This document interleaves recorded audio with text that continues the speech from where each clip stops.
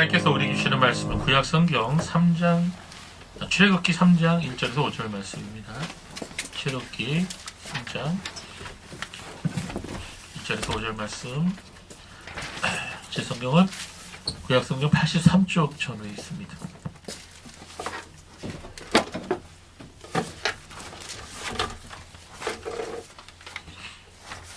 출애굽기 3장 1절부터 5절까지의 말씀을 우리 한 목소리로 같이 읽도록 하겠습니다. 함께 있습니다. 모세가 그의 장인 미디안 제사장 이드로의 양떼를 치더니 그때를 광야 서쪽으로 인도하여 하나님의 산 소렙에 이르매 여호와의 사자가 떨기나무 가운데부터 나오는 불꽃 안에서 그에게 나타나시니라. 그가 보니 떨기나무에 불이 붙었으나 그 떨기나무가 사라지지 아니하는지라. 이에 모세가 이르되 내가 돌이켜 가서 이 큰 광경을 보리라. 떨기나무가 어찌하여 타지 아니하는고 하니 그때 여호와께서 그가 버리고 돌이켜 오는 것을 보신지라. 하나님이 떨기나무 가운데서 그를 불러 이르시되 모세야 모세야 하시매 그가 이르되 내가 여기 있나이다. 하나님께서 이르시되 이리로 가까이 오지 말라. 내가 선 곳은 거룩한 땅이니 내 발에서 신을 벗으라. 아멘.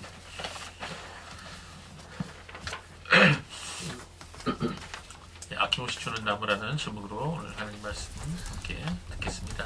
자, 사람마다 다 직업이 있죠. 또 직장이 있죠. 물론 무직인 사람도 과거에 직업이 있던 사람이고 또 앞으로도 새로운 직업을 얻을 수가 있습니다. 평생 직업 없이 살아가는 사람은 사실 하나도 없다고 말할 수가 있습니다. 왜냐하면 사람들은 누구나 다 자신이 잘하는 일들이 하나 둘씩 있거든요.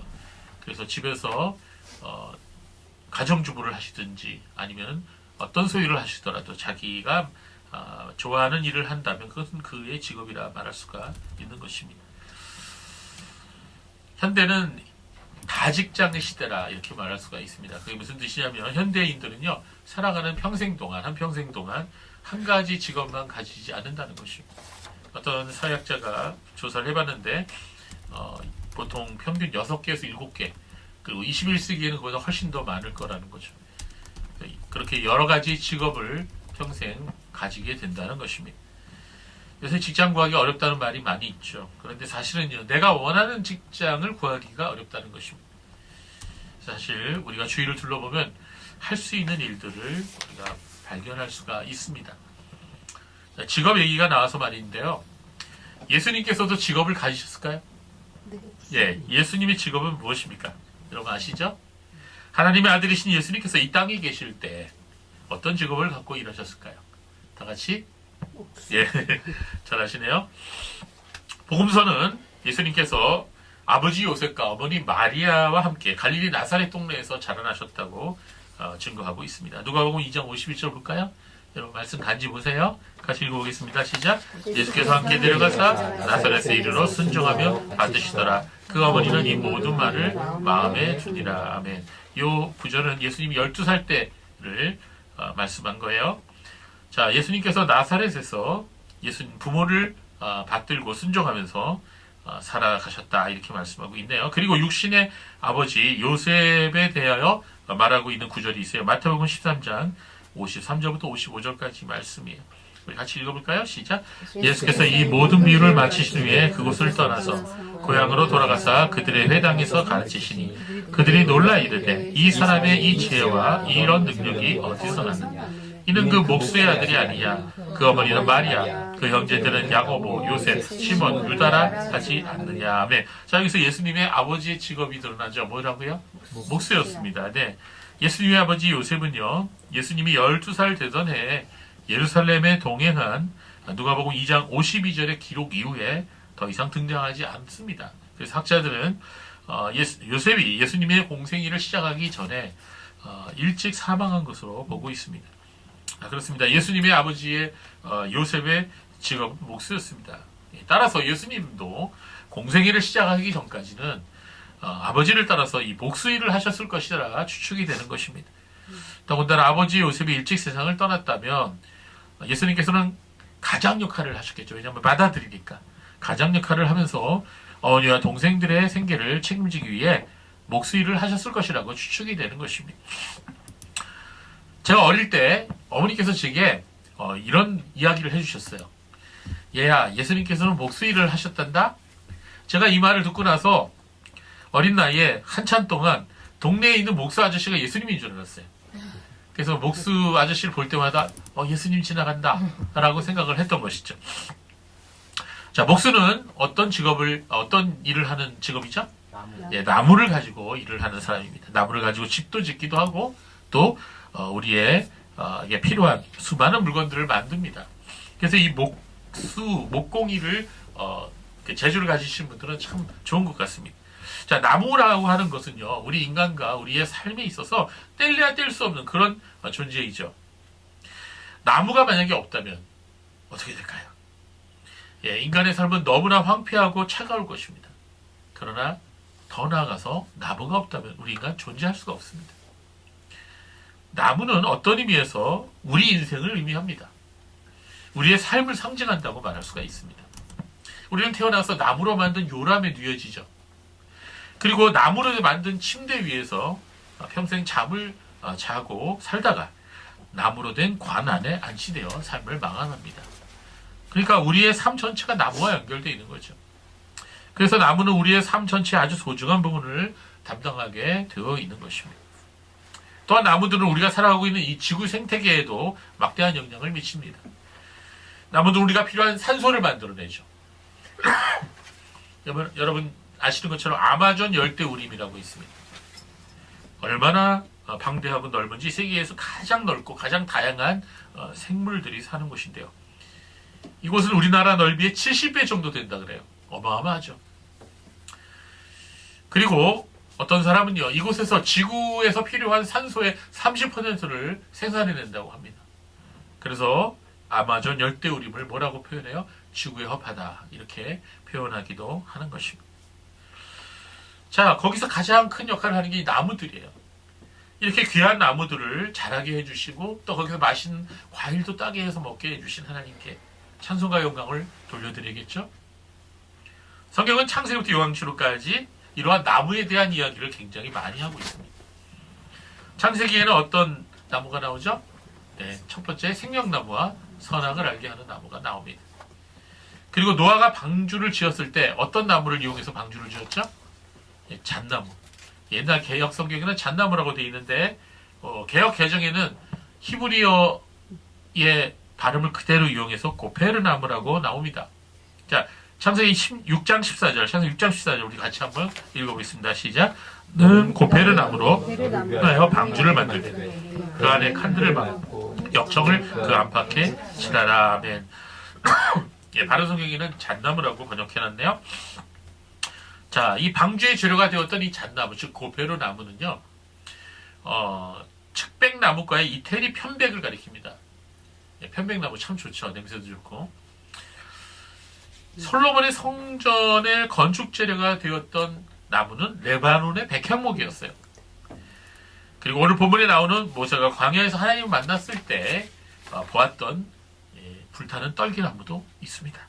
그 엘리야가 광야에서 그 아래 누워 있었던 로덴나무라고 있었죠. 참 다양한 나무가 구약에 나옵니다.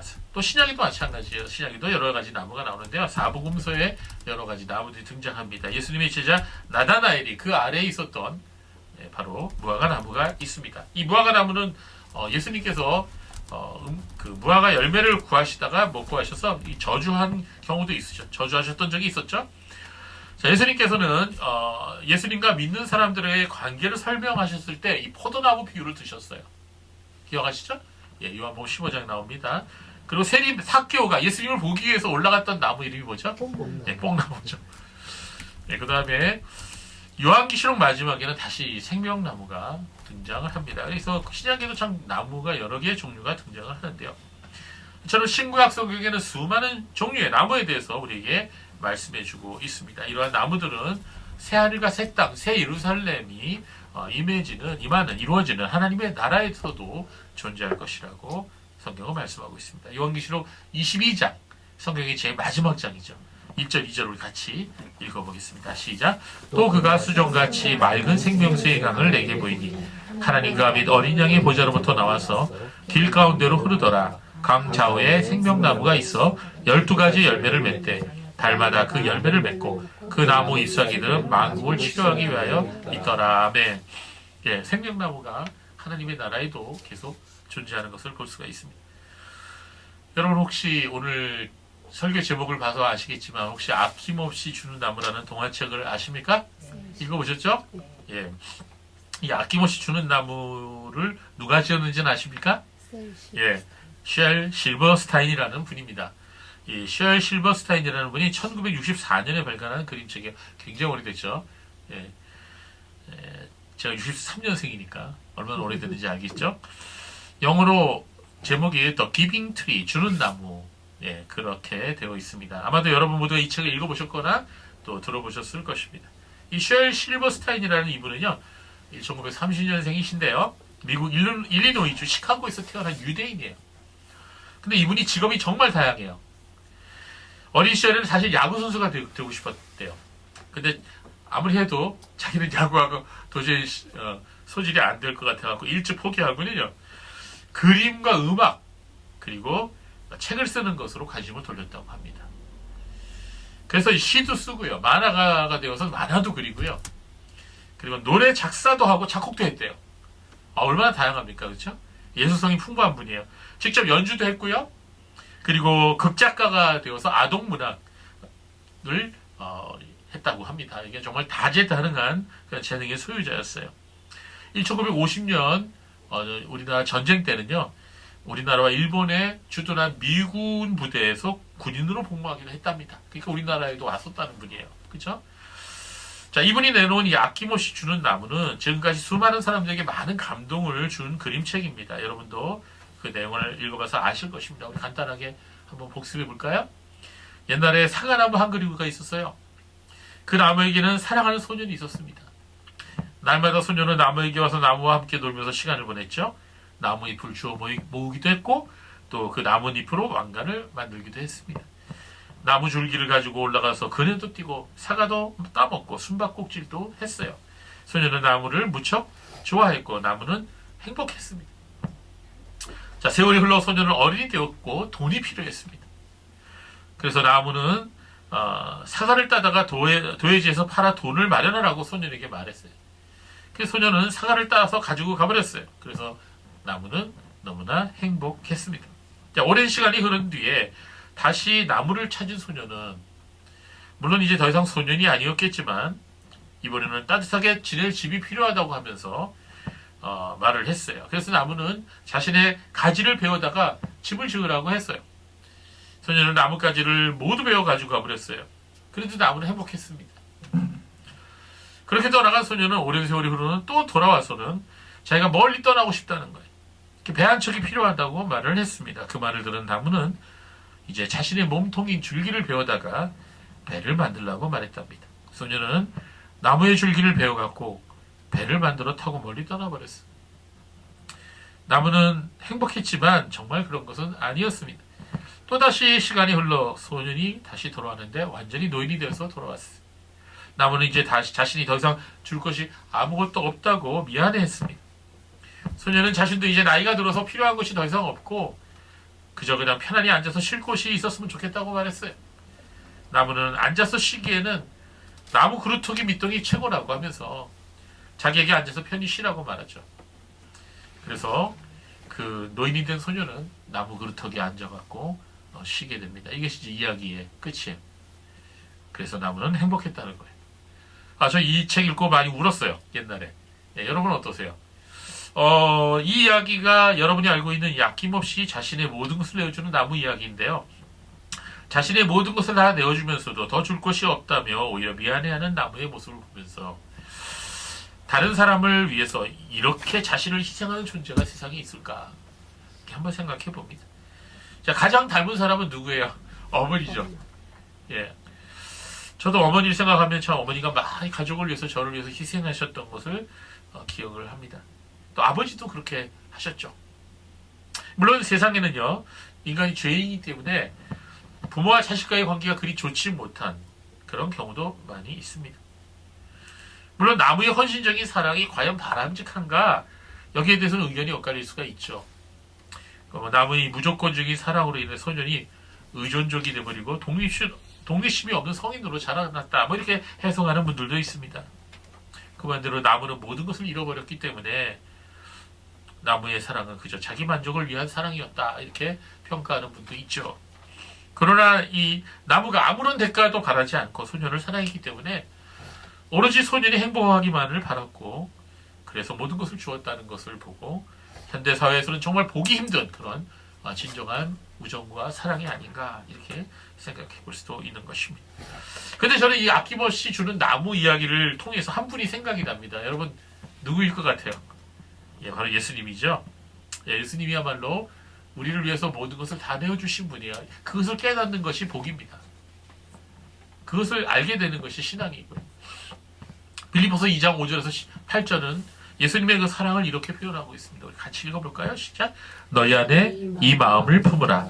곧 그리스도 예수의 마음이니 그는 근본 하나님의 본체시나 하나님과 동등됨을 취할 것으로 여기지 아니하시고 오히려 자기를 비워 종의 형체를 가지사 사람들과 같이 되셨고 사람의 모양으로 나타나사 자기를 낮추시고 죽기까지 복종하셨으니 그 십자가에 죽으심이라. 아멘. 자, 예수님께서 하나님과 동등된 분인데 삼위일체 하나님이시잖아요. 근데 자신의 그 영광을 버리시고 자기를 비워서 종의 형체를 가지사 사람들과 같이 되셨다. 여러분 저는 이걸 이렇게 표현해요. 여러분 자신이 인간이기를 포기하고 바퀴벌레가 된다면 여러분 받아들이겠어요? 누군가를 위해서. 내가 바퀴벌레가 되지 않으면 누군가를 구할 수가 없어. 여러분 되겠어요? 여러분 도저히 용납하기 어렵죠. 자, 인간이 바퀴벌레가 된 것보다 더 자기를 낮추신 게 하나님의 영광을 다 포기하고 사람이 되신 예수님의 모습이에요. 그리고 그것까지 부족해서 끝까지 하나님의 뜻에 복종하여 십자가에 달려 돌아가십니다. 이것이 바로 아낌없이 주는 나무가 아니고 뭐겠어요. 예수님께서 이처럼 나무처럼 우리를 위해 하늘 보좌 버리고 오셨고 우리처럼 사람이 되셔서 우리와 함께 사시고 우리를 위해 죽으셨습니다. 그리고 부활하신 예수님은 우리가 영원히 거할 집을 마련하기 위해서 다시 우리를 데리러 오실 것입니다. 나무로 집을 져서 그 안에서 편하게 우리가 살 수 있는 것처럼 예수님은 우리의 거할 처소를 마련하신다고 하셨어요. 예수님 자신이 우리의 거할 처소예요. dwelling place라고 하죠, 영어로. 자, 요한복음 14장 1절 3절에 그 예수님의 약속의 말씀이 적혀 있어요. 우리 같이 한번 읽어볼까요? 시작. 너희는 마음에 근심하지 말라. 하나님을 믿고 또 나를 믿어라. 내 아버지 집에는 거주할 곳이 많다. 그렇지 않으면 내가 너희에게 있을 곳을 예비하러 간다고 너희에게 말하였겠느냐. 내가 가서 너희를 위하여 있을 곳을 예비하면 내가 다시 와서 너희를 내게로 영접하여 내가 있는 곳에 너희도 있게 할 것이다. 아멘. 여기 분명히 구체적으로 말씀하셨죠. 우리의 집을 마련하러 가신다고. 그렇습니다. 여러분, 예수님이 다시 오실 때 우리는 다 예수님과 함께 영원히 거하게 될 것입니다. 예수님께서 우리를 위해서 모든 것을 희생하시고 죽으신 같이 우리도 하나님의 영광을 위해 우리의 모든 것을 드릴 수 있는 그런 나무와 같은 삶을 살아야 하겠습니다. 그러나 우리의 삶은 그런 삶은 우리의 힘으로는 불가능하겠죠. 왜냐하면 우리는 본래 이기적인 존재예요. 다른 사람을 위해서 희생하는 것을 원하지 않기 때문입니다. 그래서 우리가 그런 아낌없이 주는 나무처럼 되려면 하나님의 사랑이, 하나님의 은혜가 우리에게 필요한 것이죠.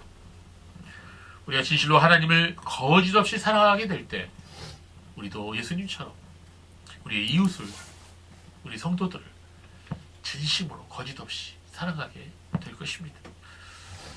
예수님께서 뭐라고 하셨죠? 그 열매를 보면 그 나무를 알 수 있다 이렇게 말씀하셨죠? 네, 우리는 나무입니다. 그런데 어떤 나무가 되어야겠다고요? 하나님이 바라시는 그런 열매를 맺는 그런 나무가 되어야 된다는 거죠. 우리가 다음 주 수요일에 22대 국회의원 선거를 하죠? 여러분들 꼭 투표하시기 바랍니다. 지원님 투표권이 나왔나요? 아직 안 나왔나요? 그렇구나. 나오고 참 좋았는데, 그렇죠? 미국에도 이제 국회의원이 있죠. 근데 우리나라하고 달리 미국은 상원 국회의원, 하원 국회의원 이렇게 상하원, 양원으로 나누어져 있습니다. 그래서 미국 상원 의원들이 모여서 회의를 할 때는 꼭 기도를 해요. 근데 그때 기도를 담당하는 목사님이 있습니다. 그 목사님을 상원의 원목이라 그래요. 이 상원의 원목도 투표해서 뽑습니다. 영어로 Chaplain of the United States Senate라고 부릅니다. 채플린, 군대의 군목을 채플린이라고 그러잖아요. 예, 그리고 학교 무슨 미션 스쿨에 담당하는 목사님은 원목이라고 그러잖아요. 거기도 채플린이에요. 다 그런 분들이 다 채플린입니다. 채플린이라고 그러니까 무슨 영화배우 생각나죠? 예, 이름이 같은 거죠. 한때 미국 상원의 원목이었던 비숍 목사님이라는 분이 계셨어요. 근데 이 목사님이 만든 아름다운 우화 하나가 있어서 여러분에게 소개해드리고 말씀 마치려고 합니다. 자, 이름이 새 백향목 이야기인데요. 한번 들어보세요. 팔레스타인의 어느 산 위에 백향목 세 구리가 자라고 있었습니다. 하늘을 향해서 가지를 사방으로 멋있게 뻗어가면서 자라나고 있었습니다. 그렇게 자라나는 동안 그 나무들은 나름대로 꿈을 가지고 있었습니다. 한 나무는 이런 꿈을 가지고 있었어요. 나는 장차 저 예루살렘 성전의 화려한 대들보가 되어서 예배하는 많은 사람들에게 내 아름다움을 보여줄 거야. 또 한 나무는 이런 꿈을 가지고 있었습니다. 나는 저 지중해 큰 바다에 나가서 여기저기 다니면서 많은 사람들에게 사랑을 받는 큰 배가 되고 싶어. 그리고 나머지 세 번째 한 그루의 나무는 이런 꿈을 가지고 있었습니다. 나는 언젠가 저 예루살렘에 있는 임금님의 보좌가 되어서 많은 사람 앞에 내 영광을 과시할 거야. 이렇게 저마다 새 백향가옥 나무가 아주 원대한 커다란 꿈을 가지고 있었습니다.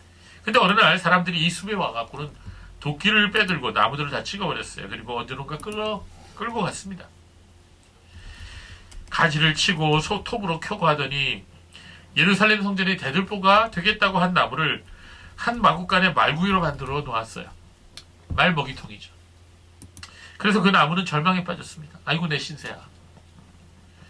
지중해 바다를 항해하는 큰 배가 되겠다던 나무는 그만 갈릴리 바다에 비린내 나는 고깃배가 되어서 고기나 잡고 있었어요. 너무 실망스러운 일이에요. 그러나 이것은 세 번째 나무에게 일어난 일에 비하면 아무것도 아니었습니다. 사람들이 그 나무를 찍어서는 어디론가 끌고 가더니 대패로 한참을 펴서 뭘 만들었냐면 죄수를 달아 죽이는 십자가 형태를 만들어 버렸어요. 정말 절망적인 상황이 아닐 수 없었습니다. 대충 이쯤 되면 이야기가 어떻게 전개될지 여러분 예상이 되시죠? 그런데 어느 날 마구간에 있는 구유가 보니까 어린 아기가 자기 품에 안겨 있는 것이었어요. 처음에는 누군지 몰랐는데 가만히 사람들의 말을 들어보니 자기 품에 안긴 아기는 다름 아닌 하나님의 아들이었던 것입니다. 하나님의 아들 예수 그리스도가 자기에게 누워있는 것이었어요. 하나님의 아들을 안을 수 있는 구유가 되었다니. 그 나무가 이 사실을 알고 난 다음부터는 그 마음이 얼마나 기뻐했는지 모릅니다. 내가 비록 구유에 불과하지만 하나님의 아들을 모셨구나. 이 세상에 구원을 주실 하나님의 아들을 내 품에 안았구나. 이것 때문에 그 나무는 기뻐할 수밖에 없었어요. 세월이 흘렀습니다.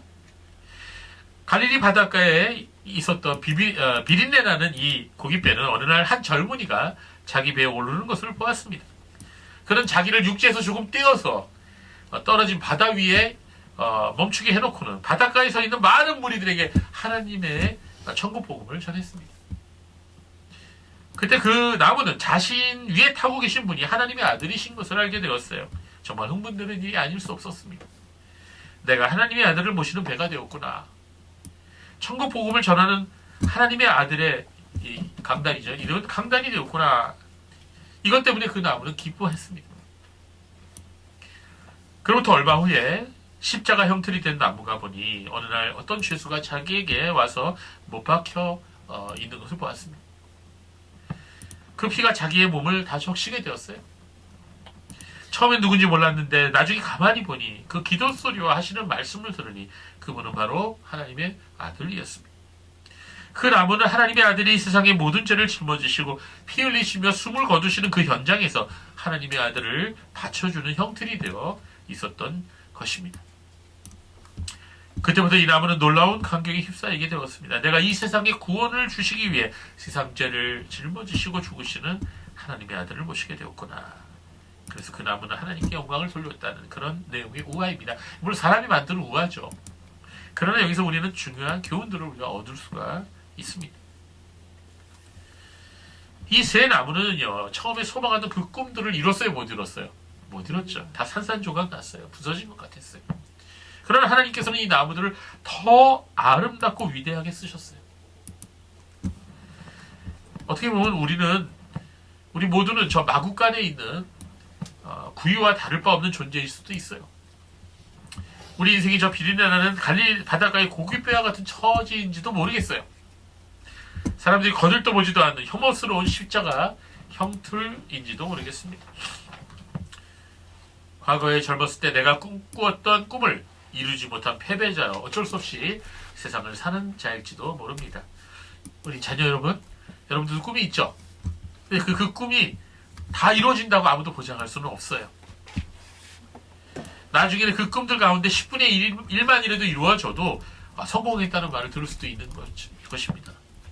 저도 어렸을 때 꿈이 있었는데 전혀 그 꿈이 이루어지지 않았어요.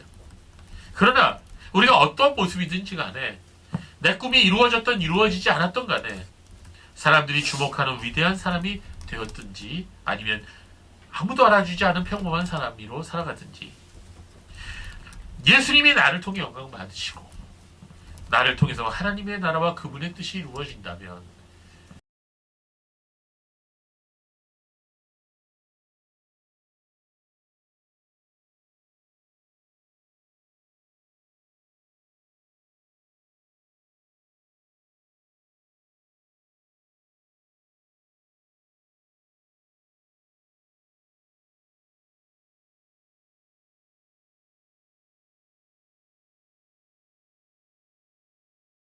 복으로 주님이 나를 사용하십니다.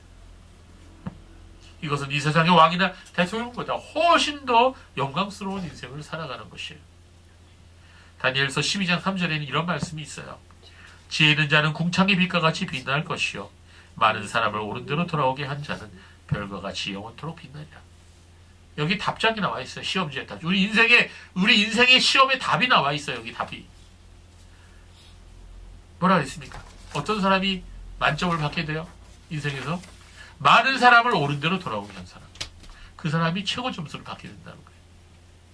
여러분 이미 답을 알게 되었습니다. 여러분 인생의 목적을 뭐에 두겠습니까? 많은 재물이요? 많은 사람들이 나 알아주는 인기요? 예. 날아가는 참새도 금방 소리치면 떨어지는 그런 놀라운 권세요? 그거 다 소용없습니다. 이 세상과 함께 다 사라질 것입니다. 그러나 많은 사람들을 옳은 대로 돌아오게 한 그런 사람은 영원토록 빛날 것이라고 주님 말씀하셨습니다. 그렇습니다. 예수님께 우리의 소망이 있습니다. 자신을 실패자로 생각하는 피의식에 사로잡혀 살아가는 사람이 있을 수 있어요. 우리가 인생을 살다 보면 실패할 수 있죠. 이 세상에 성공하는 사람들이 과연 몇 명이나 있을까요? 그리고 성공이라고 해도 그건 보기 나름이죠. 자신은 성공이라고 생각할지 몰라도 하나님 눈에는 실패자로 보일 수도 있는 것입니다. 많은 사람들이 나는 내 인생을 잘못 살았어. 내 인생을 실패자야 라고 생각을 합니다. 실패자의 마음을 가지고 인생을 살아갑니다. 그런 사람들은 발걸음부터 다르고 얼굴 표정부터 달라요. 얼굴을 푹 숙여서 살아가요. 힘이 없어요. 그러나 이런 분들이 계시다면 예수님 바라봐야 됩니다. 예수님 안에서는 성공자와 실패자가 따로 있을 수가 없어요. 예수님 안에서는요, 실패도 반드시 그 이유가 있어요. 하나님께서는 우리의 실패도 사용하셔서 우리의 유익을 이루십니다. 하나님의 뜻을 이루십니다. 그래서 예수 안에서는 실패한 경험도 아주 값진 경험이 되는 거예요. 인생에 실수를 안고 절망하는 분들이 있습니까? 예수님 바라보시기 바랍니다. 예수님 안에는 모든 것이 의미가 있고 모든 것이 확실한 것입니다. 이 세상에 성공을 하고 갖고 싶은 거 다 가지고 하고 싶은 거 다 해보고 오르고 싶은 자리에 다 올랐다 할지라도 마음의 공허함은 해결할 수가 없는 거예요. 만족을 느끼지 못하는 마음은 이 세상 그 무엇으로도 채울 수가 없는 거예요. 왜 그럴까요? 그것은 우리가 그런 것들만으로는 만족할 수 없는 존재로 지어졌기 때문인 것입니다. 예수님을 바라보십시오. 예수님만이 진정한 만족이 어디에서 오는가를 우리에게 알려주실 수 있는 분이에요. 그러므로 이 세상에 오는 모든 문제의 해답은 바로 예수 안에 있습니다. 그래서 우리 예수님이 우리의 소망이 되는 것입니다. 이 소망 되신 예수님 때문에 우리는 기뻐할 수 있는 거죠.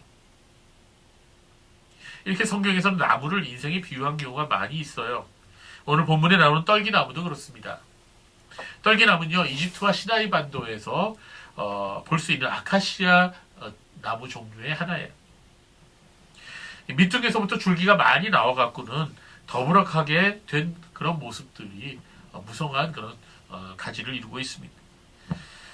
근데 이 떨기나무는 마치 모세의 인생을 말해주는 것 같아요. 한때는 당대 최고의 문명국가인 이집트의 왕자로 자랐어요.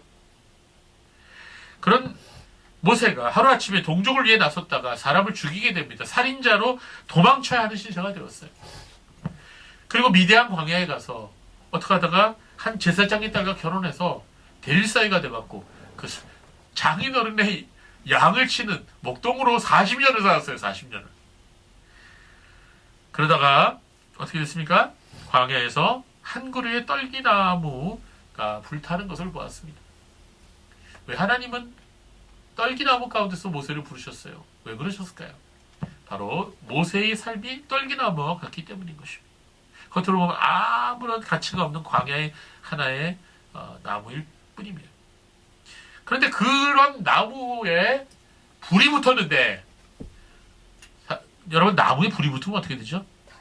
헐헐 타다가 새카맣게 숯검댕이가 되어버리죠. 그런데 이 나무가 아무리 불이 탔는데도 없어지지 않는 거예요. 타지는 않는 거예요. 불은 붙었는데 활발. 하도 희한한 희한한 모습이라서 모세가 가까이 가본 거죠. 그러다가 그 떨기나무, 불타는 떨기나무 가운데서 말씀하시는 하나님의 음성을 듣습니다. 모세야, 모세야, 내가 선 것은 거룩한 땅이니 내 발에서 실을 벗어라. 그리고 놀라운 소명을 받죠. 나는 이스라엘의 하나님이니 아브라함의 하나님, 이삭의 하나님, 야곱의 하나님, 너희 조상의 하나님이다. 내가 내 백성 이스라엘을 애굽에서 구원하여 내리라. 모세야, 내가 너를 내 백성의 해방자로 삼으니 너는 가서 이스라엘 백성을 구해내거라. 그리고 이곳에 와서 나에게 예배를 드려라고 말씀하십니다. 하나님께서 이렇게 떨기나무에 임하셔서 모세를 만나주셨어요. 여러분, 모세는 떨기나무 가운데서 말씀하시는 하나님의 음성을 들었고 하나님을 만났습니다. 그리고 이스라엘 백성을 구원하는 하나님의 종의 사명을 받게 되었던 거죠. 초등학교밖에 나오지 못하고, 그러니까 초등학교 졸이에요. 학력이. 구두 수선집에서 구두 알바를 하고 있었던 D.L. 무디라는 분은 하나님을 인격적으로 만난 후에 변화되어 어떻게 됩니까? 세계를 돌아다니면서 수십만 명의 사람들을 주님께로 인도합니다. 그 어떤 목사님보다, 그 어떤 학자보다 놀라운 영향력을 미국 역사에 끼친 분이에요. 술에 취해 비틀거렸던 비행 청소년이 하나님 말씀으로 변화되어 3,000명의 고아들을 맡아 키우면서 놀라운 하나님의 말씀을 전하고 5만 번의 기도 응답을 받았던 조지 블러 목사님을 여러분 기억하시기를 바랍니다. 이분들 모두가 다 그냥 광야에 떨기나무였어요. 보잘것없는 존재였습니다. 아무도 알아주지 않았어요. 그러나 전도가신 하나님이 그 위에 임하자 불타는 떨기나무가 되었고 그들은 놀라운 생명의 복음을 전하는 전도자로 살았던 것입니다. 많은 사람들을 주께로 인도하는 그런 놀라운 별과 같이 빛나는 존재가 되었던 것이죠.